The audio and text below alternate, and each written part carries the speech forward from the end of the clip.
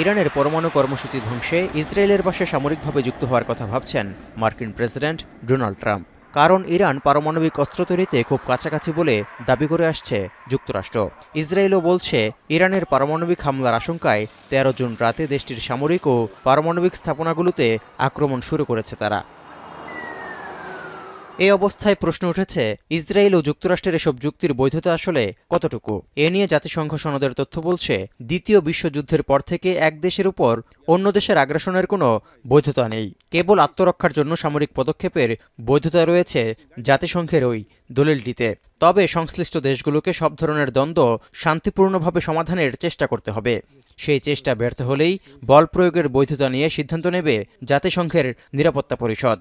কিন্তু আলোচনা চলার মধ্যেই কোনো দেশ আক্রান্ত হলে সে দেশ আত্মরক্ষার অধিকার থেকে পাল্টা হামলার বৈধতা রাখে।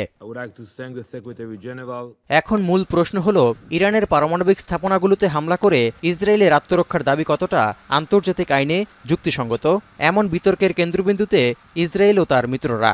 এমন পরিস্থিতিতে আন্তর্জাতিক অপরাধ আদালত আইসিসির সাবেক সদস্য মার্কো মিলানোভিচের মতে, ইরানের পারমাণবিক স্থাপনায় ইসরায়েলের হামলা আন্তর্জাতিক আইনে বৈধ নয়। এ বিষয়ে একমত অ্যাথেন্স বিশ্ববিদ্যালয়ের আন্তর্জাতিক আইনের অধ্যাপক মারিয়া গাভুলেনিও।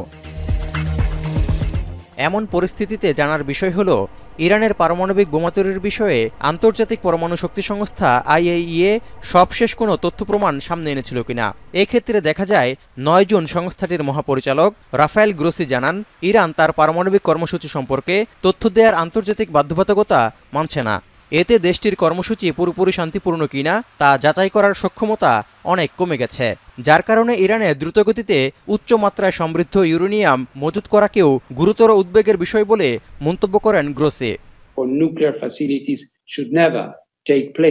১৯৮১ সালেও আগাম আত্মরক্ষার যুক্তি দেখিয়ে ইরাকের নির্মাণাধীন ওসিরাক পারমাণবিক চুল্লিতে হামলা চালিয়ে তা ধ্বংস করে দিয়েছিল ইসরায়েল। তখন জাতিসংঘ নিরাপত্তা পরিষদ ৪৮৭ নম্বর প্রস্তাবের মাধ্যমে ওই হামলার কঠোর নিন্দাও জানিয়েছিল।